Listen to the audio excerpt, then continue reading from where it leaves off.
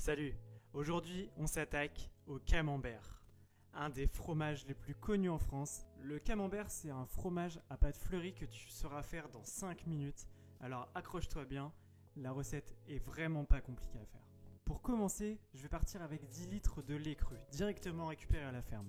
Je vais les faire chauffer à 31 degrés et je vais y ajouter l'élément qui va créer la croûte blanche sur les côtés, le Penicillium candidum.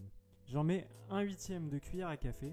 J'ajoute aussi un ferment mésophile qui va permettre d'acidifier le lait et de développer des bonnes bactéries.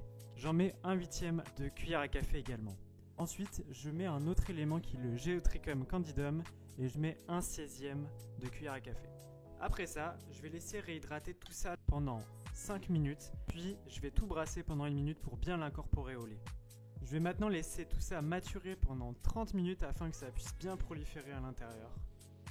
Et il va être temps de mettre la présure. Moi, la présure, j'en mets 40 gouttes. C'est ce qui est indiqué sur ma présure. Mais regarde si jamais tu as d'autres indications. En incorporant la présure, je brasse délicatement pour ne pas briser le caillé qui peut commencer à se former pendant 1 minute. Puis je laisse tout ça reposer sans y toucher pendant 1 heure. Après ça, il est temps de découper mon caillé en grandes colonnes de 2 cm. Et je vais laisser reposer 5 minutes afin que le caillé se raffermisse. Il va déjà être temps de faire le moulage. Donc pour ça, tu vois, je dispose mes moules sur des tapis d'affinage pour pas que le caillé puisse tomber et que ça puisse quand même s'égoutter.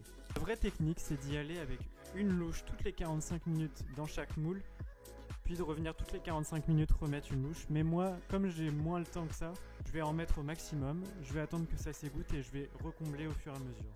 Une fois que j'ai tout rempli, je vais attendre 30 minutes que ça puisse bien s'égoutter, puis je vais commencer mes retournements.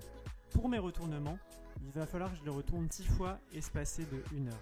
Alors, je t'arrête tout de suite, si jamais c'est le soir, comme moi, ne fais pas une nuit blanche à retourner tes camemberts. C'est possible de simplement laisser la nuit se faire si c'est le 2e ou 3e retournement. Ça ne va pas te ruiner ta recette. Après ces 6 retournements, je vais saler le dessus du camembert avec une demi-cuillère à café de sel, puis je vais laisser reposer 6 heures. 6 heures après, je retourne et je refais pareil, je ressale avec une demi-cuillère à café, puis je vais laisser sécher pendant 6 heures. Après ça, je retire les moules et là, je vais laisser tout ça sécher à température ambiante pendant 12 heures, en le retournant à la moitié. Ça va permettre d'éviter qu'il y ait de l'humidité et que le fromage se développe bien par la suite. On va maintenant passer à l'affinage. L'affinage du camembert va commencer par 15 jours à 9 degrés et 95% d'humidité. Il va falloir que tu le retournes tous les jours, mais que tu ne le frottes pas.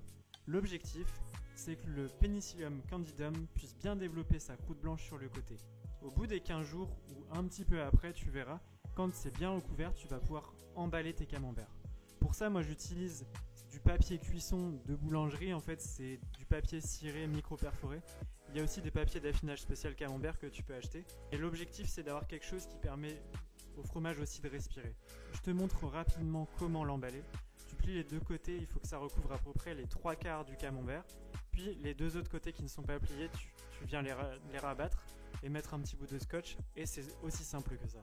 Je les laisse jusqu'à ce qu'ils aient 4 semaines d'affinage dans mon frigo à 9 degrés. Puis il va être temps de le déguster. Donc pour la dégustation, tu vois, j'arrive vraiment avec un produit qui a l'esthétique du camembert, qui a l'odeur du camembert.